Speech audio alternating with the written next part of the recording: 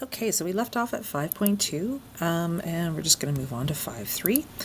So this is reading a script. So tips for reading a script. So the act number and scene number and page number typically appear at the top right of each page, so right up here. The speaker's name is in capitals with a colon following, so that means you don't speak that out loud. Directions are italicized and in parentheses. All dialogue is aligned using a tab. All directions other than the beginning of the scene are in line with the text, and a double space is used before a new speaker. So MLA, so that is just citing things. So text of a play is cited differently from traditional plays are often printed in many editions and anthologies, which makes it customary to cite the act, scene, and line number rather than the page number. So if the lines are not numbered, including the page number instead. So Hayden Taylor 1.1.4. Okay, so that is 5.3. And then in 5.4, preparing to read. So symbolism is a setting, object, character, or event in a story that carries more than the literal meaning and therefore represents something significant to understand the meaning of the work of literature. In other words, symbols always have a literal or concrete meaning and a figurative or abstract meaning. Conventional symbols have a previously agreed upon meaning. So a conventional symbol would be, I don't know, what's an example of a convention?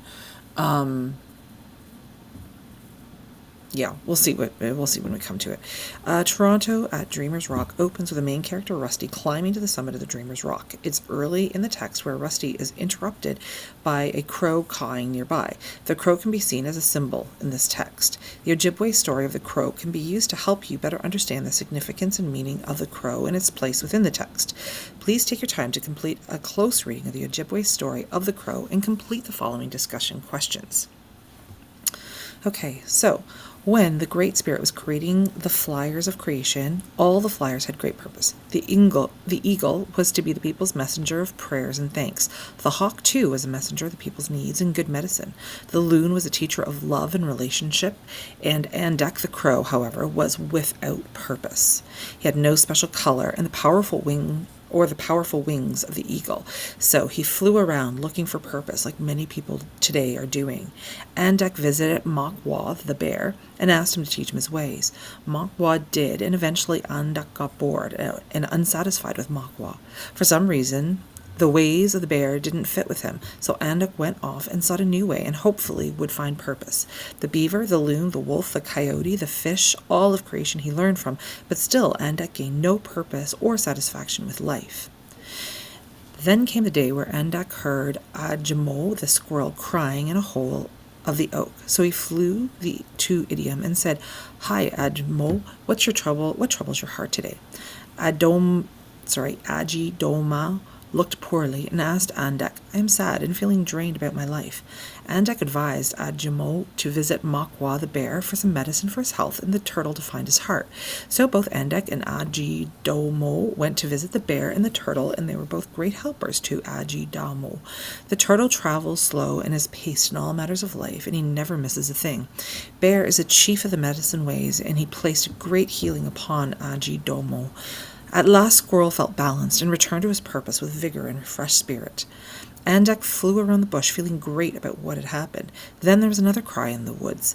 Always curious about such things, Andek went to investigate, only to find Rabbit was crying in her burrow. Andek asked the rabbit, "Waboos, what troubles you today?" "I want to die," Andek, Rabbit cried. "What is it that has brought you such end?" asked Andek. Waboos was crying about Wogosh the fox, and how there's no peace with Wagosh around. Andek carefully listened to everything Rabbit said. Quietly, Andek advised his little friend that her purpose is found in her strong legs and long ears. "Waboos," said Andek, "surely you can listen very well, and can tell when Wagosh is coming, and can easily outrun Wagosh."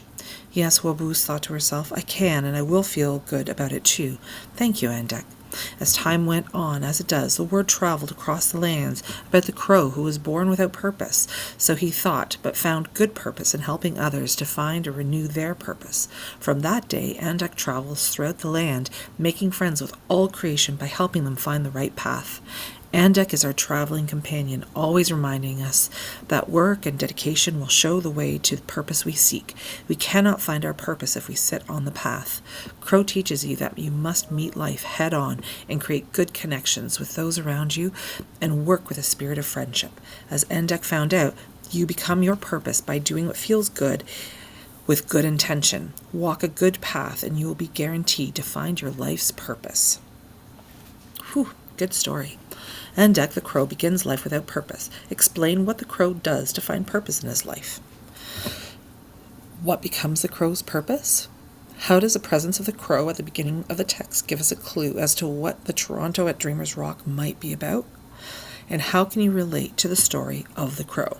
So post your questions in the crow discussion and don't worry about responding.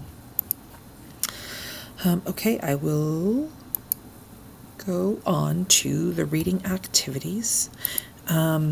So please complete a close reading of the play. You may ask your teacher for a hard copy of the play or use PDF below. While you're reading, you are going to be asked for key details related to the narrative elements. Please use the Toronto Dreamers Rock during reading notes handout to help you find the narrative elements and questions that you have while reading. Excuse me. So this is a PDF. I don't need to read this out loud to you. It won't take you long. It looks a lot, honestly, 68 pages.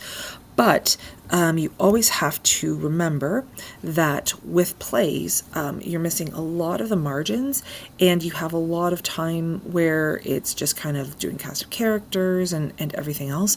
So the play itself won't take you too long to cruise through. If you are struggling, though, there is always PDF readers available that you can install on your computer. Or if you're in next week, we can always print you off a copy of this too if you prefer a hard copy. Okay, I'll leave you for there and pick you up or make another video at the 5.6 time.